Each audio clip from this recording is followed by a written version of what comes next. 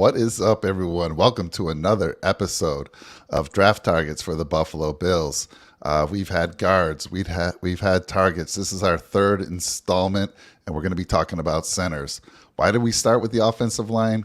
Because that's who we all think on this channel the Bills need to focus on. So hopefully you're listening to our show, getting some ideas, talking to these guys at the combine, and getting ready to draft some of these folks. Got a good one tonight. You know the guys by now. I mean, we got Sean Kula from the Red, White, and Bills. We got Brett McDurphy from the Go Bills podcast. And then you got Jake and myself, Mike Thornton, from the Nickel City Mafia. So we're going to get right into it. I do want to start by asking Brett a question. So, Brett, we've been talking about offensive linemen, and we've been looking at it from our perspective like, man, this is a guy that would be great for the Bills. But Aaron Kromer has some type of guys that he likes to have on his team. Can you kind of talk a little bit about that? What type of offensive lineman is he looking for? Yeah, that's a really good point, Mike. So he's looking for more of a guy that, for the left guard, he's looking for the left guard to be able to pull. If they're trying to run the ball to the right side, they like a pull guard that can go off of the right tackle and can cover the outside edge of the line of scrimmage. And they also like to take their tight end and motion him over as well. So that way they can contain the edge, and then you can have the running back bounce inside and then be able to go in between the tackle and the guard and then go up the field. So he's looking for more of a guy that's athletic. He's also looking for someone who can pancake block pretty much. And that's what I think that Aaron Kromer is going to look for in a guard as well as a center, because usually what he likes to do is pull the left guard and the center sometimes. And that's what back in the day when the first time that he was playing, or when he was coaching for the Buffalo Bills, he had Richie Incognito and he had Eric Wood. And both of them were excellent at pulling. And if you watch film, and I wish we could pull up some film, maybe we could do a little show on that. You can pull up the film. You'll see Richie Incognito. You'll see Eric Wood. One of the two of them is going to pull on almost every single play that's a run play to the outside. And back when Aaron Kromer first started off with Buffalo, we didn't have a very good right tackle. So being able to pull Richie Incognito, who was probably our best blocking guard at the time, he was able to set the outside edge and then allow guys like LaShawn McCoy and the other running backs to be able to bounce inside and take it to the house. So that's what he's looking for in a guy. All right, good stuff, Brett. Good explanation. So keep that in mind when we're talking about these guys. Now, not all these guys probably meet that criteria, but still, they're studs. So let's get into it. Let's start with our first center draft target. Let me bring it up here. And Joe Tippmann, guys, the slide's a little different than I said the order was going to be, but I wanted to surprise you. Yeah, so nice surprise. That's going to throw Sean on the board first. Talk to us about Joe Tippmann. Well, before we get into Big Joe, I just wanted to do a quick random thought. I was looking over at my flag here, and maybe within a year or two, everybody on that flag will be off the Buffalo Bills, and it's kind of sad. Huh. But anyway, just thought of it randomly. Don't say that. Oh, man, it's so sad. But Big Joe, I mean, look at that hair to start off. I mean, luscious and beautiful. Gotta love it. And when I look over at his weaknesses, basically every single one of those are fixable things. Like holding calls. You could gain a little weight. Footwork, all that stuff. That's all things you can work on. So those things, I mean, the height, obviously you can't. That's why I say basically. But that kind of thing doesn't worry me whatsoever, because it's all coachable. And, Wisconsin centers are usually top tier and very smart. And the center is the most, out of all the offensive line positions, they're the general of the offensive line. Obviously, they're not the general of the team. But even as a rookie, you have to be, if you're starting, you have to be leading the offensive line, even though you're not a veteran. And guys coming out of Wisconsin have proven to be very good at this. But you look over at the strengths, a lot of great things. Plays well in space, pull blocker, fits Aaron Kromer. He's athletic, strong and fast, big, powerful hands. And, of course, plays beyond the whistle. that's a huge thing because we've seen a lot of guys, especially Roger Saffold, just stand around, looking around, like looking at birds fly around when the play is going on. And I do see a little bit too tall for center, and that kind of fits my personal. I would like my interior offensive lineman to not be over 6'5", but at the same time, if he's a top tier talent and we have a chance to better the offensive line, I'm willing to, for my personal opinion, to draft a guy like that. And thankfully Josh is 6'5" himself, so it's a little bit better. But if you got a guy like Kyler Murray and you got 6'6" interior offensive lineman, then you're kind of screwing yourself. But I mean, I think 320 is perfect for a center, especially being athletic as he is. His run blocking grade and pass blocking grade in college are exceptional as last year.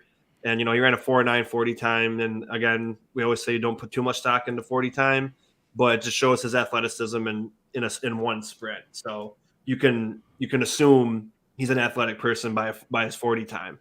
But I mean, I'm really hoping we pick up at least within the first 3 rounds. I want 2 of those picks to be offensive line, and I think center would be a great choice. And I saw somebody post earlier. We were meeting with all these tight ends and safeties and wide receivers. I didn't see anybody post about offensive line. I know Brett says we met with Torrance, but it's not enough. You got to be meeting with every single one of these guys. I don't know what they're taking so long to do. I don't know if they're playing with us. They're trying to play all sneaky or not. But I mean, definitely got to bring Joe in for an interview, and definitely be looking at him in the 2nd and 3rd round. Yeah, I love that, Sean. I love the speed. And you talk about the height, 6'6". I know they're saying that's a little too tall for a center, but guess what Mitch Morse is? Mitch Morse is over 6'5", 6'6", depending on where you look. And so I love it.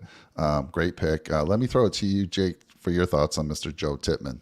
Took the words right out of my mouth, Mike. 6'6", everyone's saying that's too tall. Well, Mitch Morse is 6'6" himself. And this guy's also got 15 pounds on Mitch Morse, and he's quicker, faster, younger. This is a great replacement option for Mitch Morse down the line. He could even probably play a little bit of guard if he has to. But you look at this guy, he's a grade A mauler. He's got the best damn mullet in the entire draft class. And he's unbelievably athletic for his size. I think he is Travis Frederick 2.0, who also, by the way, went to Wisconsin. Not many highly touted Wisconsin offensive linemen that don't find success in the NFL. So I think he's going to be a shoe-in pick for any team that gets him. If he's sitting there in the 2nd round, he's absolutely worthy of a pick. I think it's great value. I think, honestly, people have him graded as a 2nd-round pick, but I think in a different year, he's probably going in the 1st round. So I think this kid is unreal. I think his draft stock is climbing. I don't put a lot of stock into the negatives. I think what Sean said really sums it up well. A lot of his negatives can be fixed, and I think he's going to do a really nice job at the 2nd level here. Especially in the NFL. So would be elated to get a young man of this stature. Awesome. Your thoughts, Brett? Brett, you're muted. You're muted, sir. My bad. Thank you. It told me on here. I actually had it tell me on the on here. It's telling me I'm muted. But yeah, I think you guys stole the words out of my mouth. And I mean, I think he's highly respected. He's someone who reminds me of the offensive side of J.J. Watt. And I think that he's going to come into the Another NFL. Wisconsin guy, by the way. Yeah, another Wisconsin guy. He's going to come in. He's going to be an incredible fit for wherever he goes. He's going to be highly respected. Probably is going to be, within a year or two, a leader on the team. So I think that he would bring some leadership to Buffalo in an offensive line room where there is some pieces in place. Like you have Deion Dawkins, who's been here for a long time. But you could bring in Joe Tippmann, and he can be the leader for the offensive line for years to come. So I really like the pick. I think that he would definitely fit. If it was a 2nd-round pick and he's available, I think you have to go with Tippmann. I like it.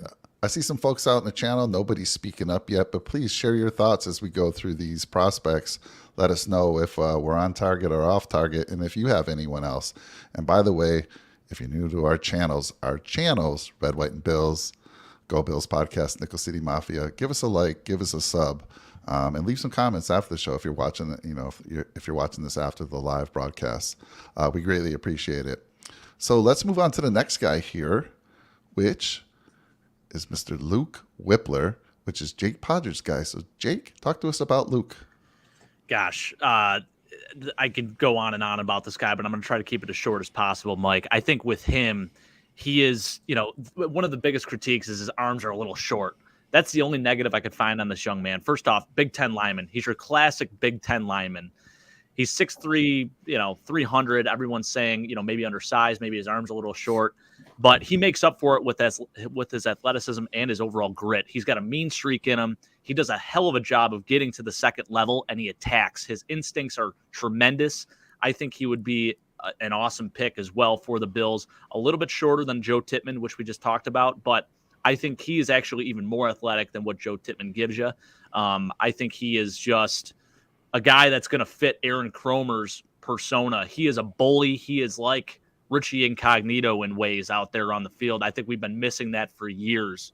So would love a chance. I mean, look at the roster pick. He looks dead serious in that pick. That's how he is on the field, boys. So, man, I'll tell you this. He is as good as it gets.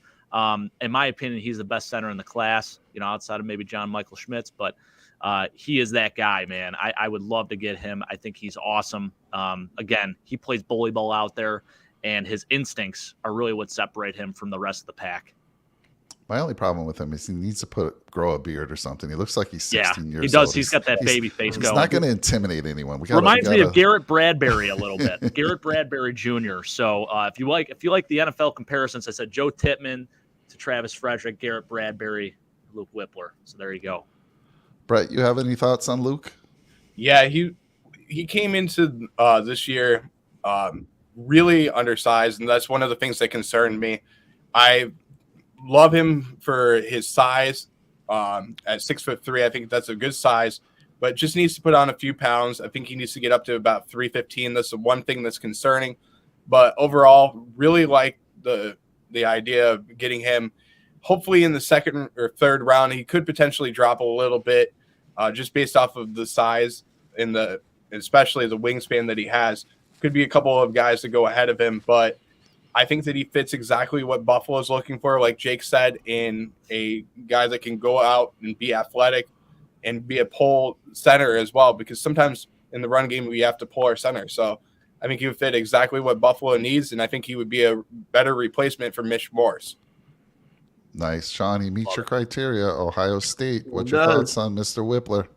Well, I mean, you say he looks like a 16-year-old. I think he looks like a serial killer. So, I mean, nice combination there. Not that that's a good thing, but on the football field, I mean, you got to be a little bit of a maniac. So, you do get that to him. But I mean, again, the quickness and athleticism and, just overall talent. I mean, look at the 90, 91, 92 grades. Like that's it's college, but that's excellent. You got to be, even though, like I said, even though it's college and NFL is different, that's basically saying that you're almost essentially perfect. Obviously it's different, but if you're looking at a percentage, 9 out of 10, basically 9 out of 10 times you're doing great. So I know it's a little bit of a different analogy, but just being in the 90s is extremely outstanding.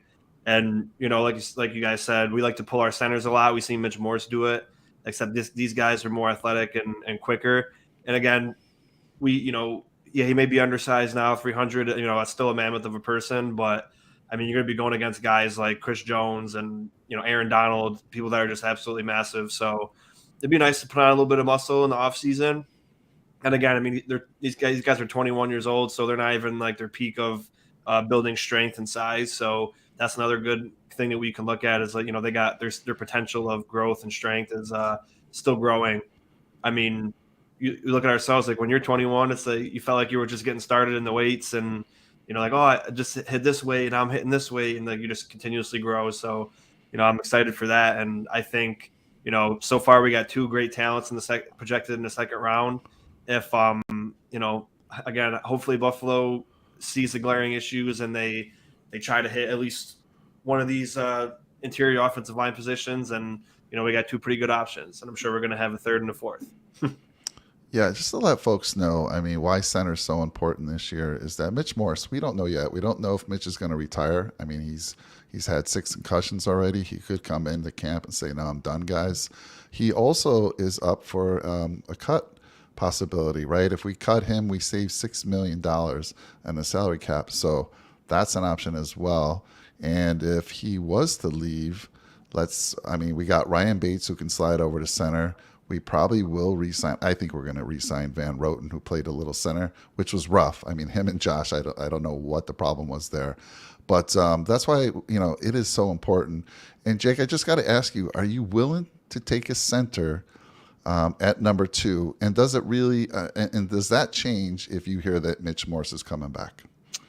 I think it changes the, I do think it changes the evaluation a little bit, because you can maybe, I guess it really depends on who you take in the first round. I think all of us are really high on taking Osiris Torrance in the first round. So, basically saying that we take him and then saying Mitch Morse comes back, I think then, it sort of, I guess, allows you to take either a skill position guy or potentially a right tackle, especially with the fact that we didn't even talk about this guy's Ike Butker going to be returning to the Bills, it looks like. So I think, you factor a couple of those things in as well.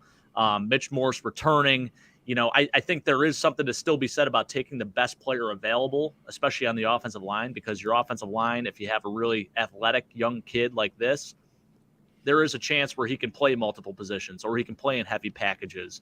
And I think that is something that sometimes gets overlooked, but it is very, it's extremely valuable. So I think, Mitch Morse coming back certainly changes your outlook a little bit, but these are guys that I don't think you sleep on regardless. Sean, real quick. Guys, I wanted to say before we go on to the next prospect that we're going to look at, one thing I look back on throughout the whole entire season is that we struggled, especially in the middle of the offensive line. And if you looked at Mitch Morse, I don't think he had the best overall year last year.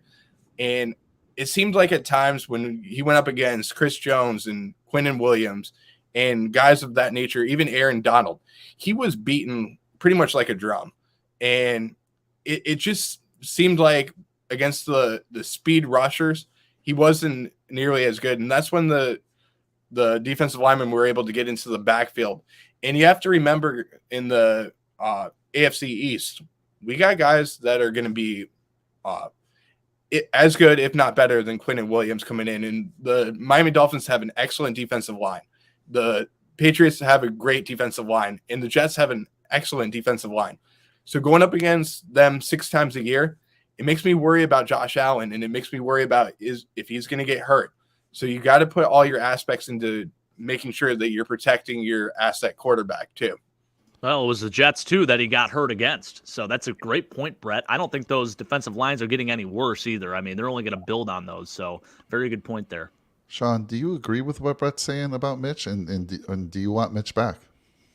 I would definitely take him back. I mean, he was when you watch him, when you look at his grades, he was average. I mean, but he's also getting up there in age, so there's nothing wrong with going younger. And to answer your question about like, even if Mitch comes back, do you go center? I think you still do, because like so far with Luke and Tittman, they both have guard potential. Maybe more so Tittman, because Weipler's he's a little bit on the smaller side for guard. But you can mold him at, behind Mitch Morse, but then still get game reps. And then if Mitch Morse doesn't play next year, he's not on the team, then you solidified center, and you still they have a year under their belt. And then, again, not everybody can play guard and center or tackle, so you got to see, which one would be better off. But Mitch was average, but I mean, it's hard to, even if you're a great center, it's hard to stop Quinnen Williams. And I mean, that dude's like 340, solid muscle, and he's fast. So it's like, you're going to get thrown around, and it, sometimes Mitch's age shows a little bit. And I say age as in football age. Offensive lineman. You just saw, Austin Blythe retire after 7 years. I mean, you get beat up a lot, and it's just you wear down quicker than like a quarterback or a wide receiver. So I mean, I would definitely take center, and I do think Brett's pretty much right with he was average, but I don't think he definitely was our second best lineman for sure. Oh yeah, and he had to make up for a lack of play out of the guards next to him as well. Right. So you got to think about that too. That's the other thing. It's a little bit, and it's hard to evaluate because, I mean, Bates is average at best, and Saffold was way below average this year, especially for his his career. And then the right, and Bates is playing next to Spencer Brown, so it's just Yeah. But yeah, I would have to agree. He's definitely average, but wasn't the worst part. Yeah, good point. Would you say that with the amount of money that the Bills have on the table this year with Mitch Morse, you still want him back, even if it meant saving $6 million? It depends, because you could save money elsewhere too. Like I said, if you let Edmonds and Poyer go, that's already like over $20 million you're going to save more than likely. And then there's other people too. But I mean, we just talked about it off air. Cutting OJ Howard kind of screwed us this year, screwed us as well, because that was like a $6 or $7 million cap hit because we signed him and then cut him, and after we gave him a deal, which was really stupid. And again, we didn't really use Quentin Morris too much, and definitely didn't use Tommy Sweeney. So I mean, we got to make up money somewhere. And I do want to say, while we're talking about draft, we've seen how much offensive linemen have been costing. You definitely have to build, unless we can save money somewhere, you definitely got to build the offensive line through the draft, because to find a good quality is going to take a lot of money. And, we haven't seen us actually, besides the Von Miller thing and the Stephon Diggs trade, them actually make a big splash play for offense, especially offensive line. And I definitely think you should build through the draft, because they're on rookie deals, and it's cheap. Yep, I agree. For me, I mean, I think we got to go center, right? We got to find that long-term replacement. But it will change. To me, it'll change what round we take a center in if Mitch decides to come back. So, good conversation. Interesting topic. It's going to be. Well, we should find out. I would imagine you'd think in free agent. When do you think that he's going to come to the Buffalo Bills and tell them what his plans are? If we haven't heard something by now, do you think he plans on staying, or where do you think that cutoff is? Typically, you'd hear within the first month or so after the season. And, I mean, we're really closing in on that gap here. And free agency starts in 10 days now, guys. So I'm more on the side of thinking that he's coming back. Unless it's a late cut for us or something like that. I mean, I don't know. I mean, they're already starting to – there's been a couple big names that have been cut already. So I just feel like he's probably going to be here. All right. Let's move on to, again – Brett staying true to himself. I mean, it's not the slides weren't in the order, but John Michael Jingleheimer Schmidt. Whenever I see a name like this, I gotta throw in the Jingleheimer Schmidt. His name is my name too. I mean, he's the top guy at the position that everyone's talking about. So, Brett, go ahead, tell us about Mr. John Michael Schmidt. It's very fancy. Well, I grabbed the oldest guy because I'm the youngest guy on the channel. So I figured that I have to grab the oldest guy, but I grabbed the number one prospect, and I let you guys pick first. I gave you guys until yesterday to make your picks. So I chose John Michael. Could have went other ways, but I felt like this is the best prospect out there. And I felt like it's someone that we have to talk about. He's a little bit undersized. It says on here 306 pounds, but it's being reported that he has gained a little weight after coming out of Minnesota. He's up to about 320 pounds. So that actually helps him a little bit. And he has elite level run blocking, but he's not a very good pass blocker. That's the one thing that has been reported about him, is he's not a good pass blocker, a little too heavy on his feet at times. And that's something that causes a little bit of concern. And in the pass blocking, he tends to get a little bit too high. So that's one of the things that can be fixed on him. And I think that's something that Aaron Cromer could easily fix about him. He's a prospect that I think will definitely go in the first round, honestly. He reminds me a lot of Billy Price when he came out. He's someone who there's teams that need centers, and I think that potentially he could go late first round, if not early second round. But he's an excellent prospect, top of the line, and his technique as well as his run blocking is what's going to get him. And I think that if he goes to a team like Buffalo, who needs to develop their pass blocking, he's going to make the team so much better. So The 5.240 is the only thing that really concerns me because he's a little bit slower, and I want a guy that runs a sub 5.40. So I'm hoping that we can find someone that's a little bit faster, but I think that he fits exactly what Buffalo needs, and he has a high football IQ, which is something that I love, and I know that Buffalo, we are all very smart and intelligent football fans, and bringing in some high football IQ, you can never go wrong. So I think he would be an excellent fit for the Bills. Did you happen to see? I know he was invited to the Senior Bowl, and I've got a lot of info on the Senior Bowl, but he's one I wasn't able to catch anything on. Does any one of you guys have any info how he showed up at the Senior Bowl? He did an excellent job at the Senior Bowl. The one thing that he does struggle with is going up against speed rushers, but he held his own at the Senior Bowl, and I think his stock is rising. I know for a fact he met with Buffalo, though, Sean, so I know you're worried about that. He did meet with Buffalo at the Senior Bowl. He talked to a few scouts from the Bills. I don't know if it was a formal interview because it hasn't been reported as an interview, but he did talk to the Bills on the sidelines. I know that. And I believe Aaron Cromer was there. So I saw that. So I think he would definitely be somebody that the Bills are going to bring in for a visit. I think we only have 30 guys that we can bring in, but I know he's going to be one of the guys that we're going to bring in for sure. I love it. I love that a lot of, even when we talk guards, when we talk tackles, a lot of these guys are seniors and they are invited to the Senior Bowl, and almost all of them have done extremely well. So real quick, Jake, your thoughts on Mr. John Michael Schmitz? Yeah. I think my favorite comparison I've seen, I know you said Billy Price, Brett, but I love the other comparison that he's been given is Ben Jones. And that is a guy that I always wanted the Bills to take a chance on and somehow get. But unfortunately, haven't really been able to do that. So you look at John Michael Schmitz, he's incredible as a zone, in a zone blocking scheme. He's so good with his reach blocks, as you mentioned.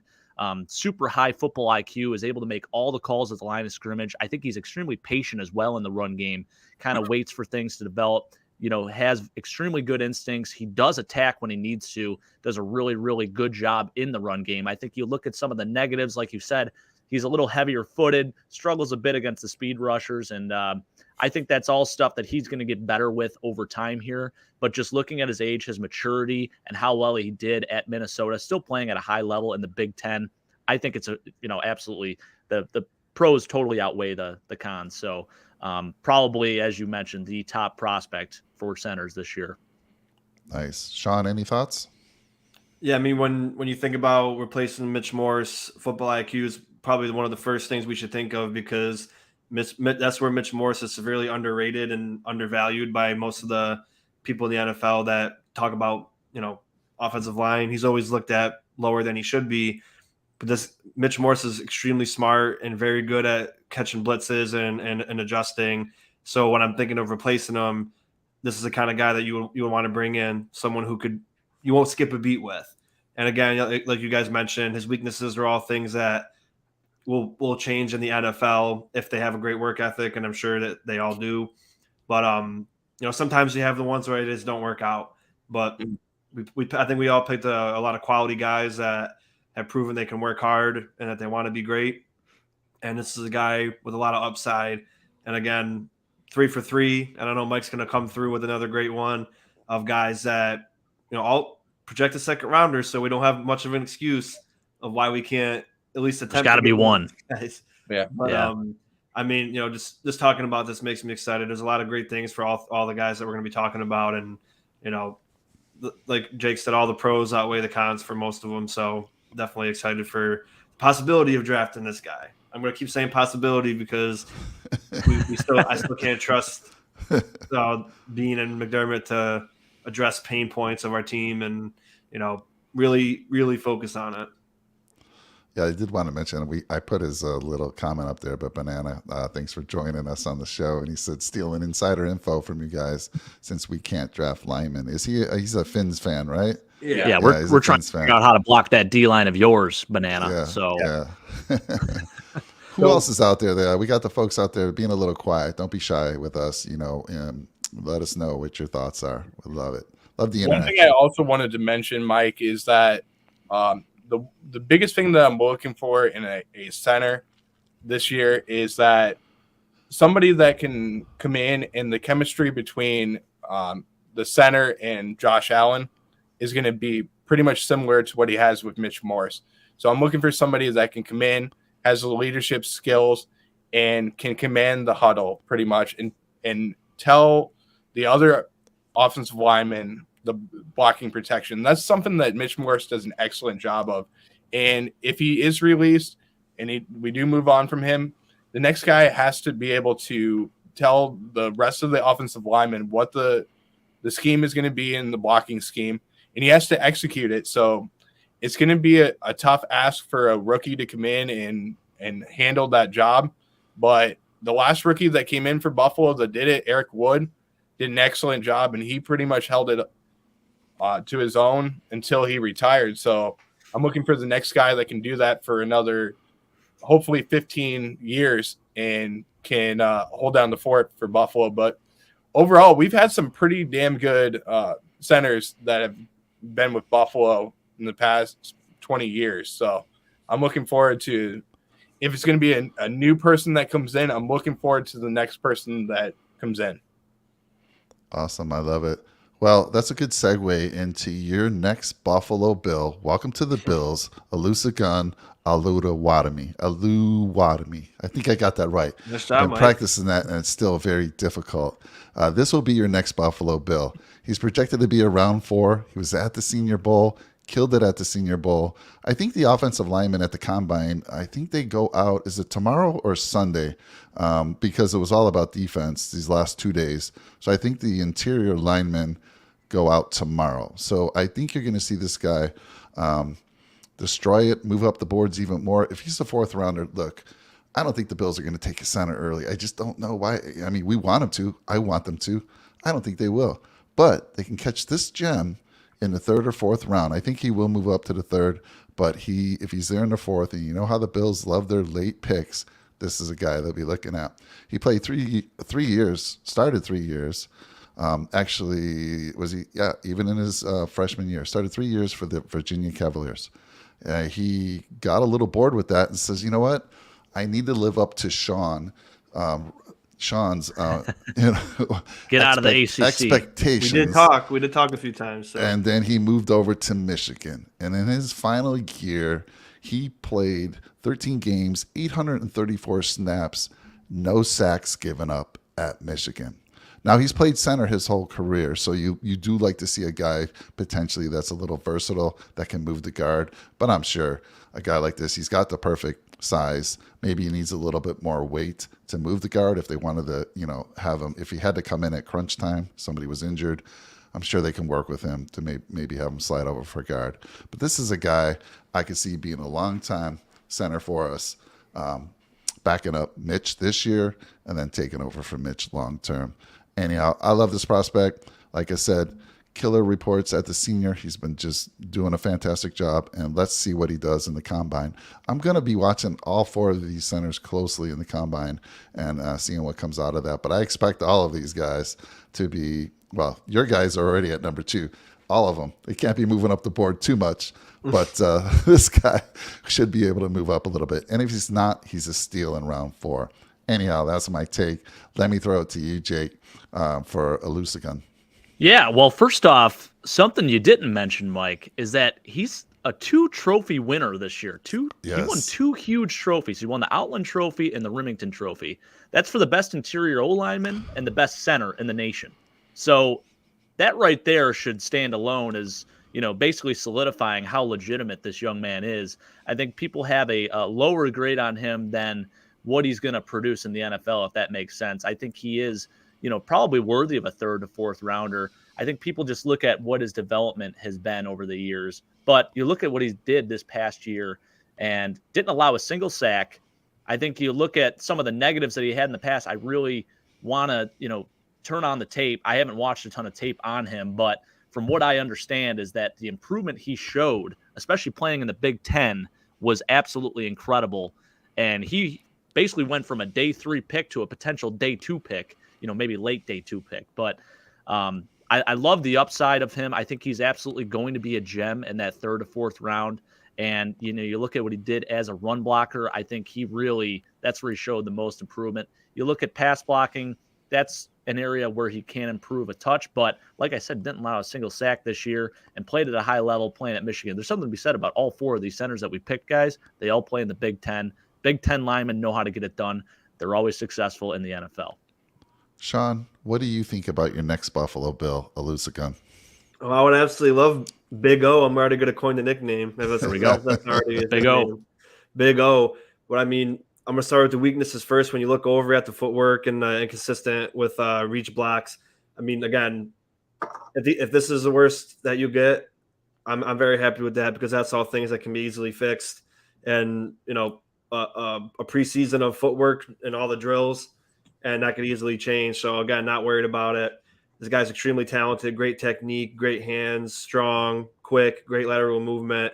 And, again, like I said, best center in the nation. I mean, you can't argue that, right? I mean, doesn't matter what you go to at that point. You earn that, and it's definitely not given. And one thing I people might not think about when you change schools, you're really banking on yourself. So he made that choice because he's like, well, I want to go to a bigger, better school. This can make or break me. And then he turned out to be the best center in the nation. So he shows grit and internal fortitude and great mental toughness. So again, that's another great thing to see in offensive linemen. And the next Buffalo Bill, Big O, I mean, I'd be to the moon. But just gotta hope that the Buffalo Bills do it. They got, like I said, the front office. This is the last year for me. If they don't at least draft right, or the potential to draft right, and it doesn't work out this year, I think they all got to go. And like I said, it starts with the draft. Draft these nice, big, strong, talented offensive linemen to protect your biggest asset, who's worth $258 million. And you want to win a Super Bowl, you got to keep them upright. When we don't have receivers that can separate and win a one-on-one besides Diggs, you got to give Josh time, because you got to get the receivers time. It's not just about Josh. So, definitely got to build offensive line. And I'd be ecstatic if we got him. Yeah. Love it. Brett, let me give you an opportunity to talk about the next Buffalo Bill, Big O, as Sean has coined.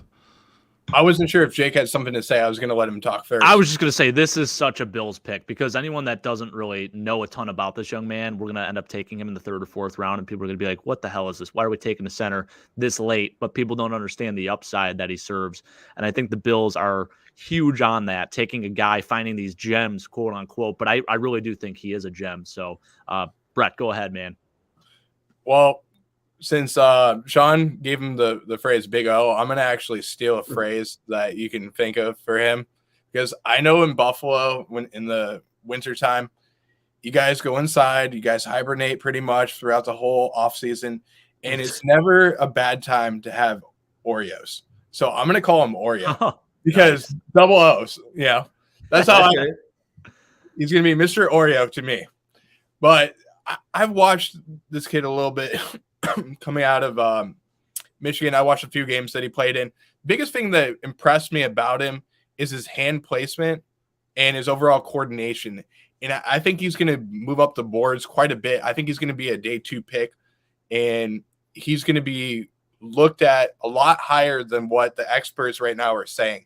I think he's going to go into the combine. He's going to put up some big numbers, and you're going to see him move up the boards quite a bit. Could potentially go in the 2nd round or even the early 3rd round. So I think he's going to be somebody that fits the Buffalo Bills too. And he's going to be, mark my words, the only center to win the Super Bowl next year. Oh, okay. I'm going to steal a Kyle Brandt move. I love it. I love it. That's what I was going for as well. So first bold prediction out of all these guys that we've talked about so far. And Big Al, always appreciate you. Glad to see you out there. I'm surprised you're being a little quiet, Big Al. I know you have your favorite guys that you like to draft, and maybe we're just nailing it. Maybe we're nailing it. You're happy with what we're saying, and you're agreeing. But usually you have a guy or two that you want us to. He's got his hands full. We just dropped off the baby over there, Mike. So they're playing with her. She's probably not going to sleep for him. So he's probably playing with her right now, and having fun.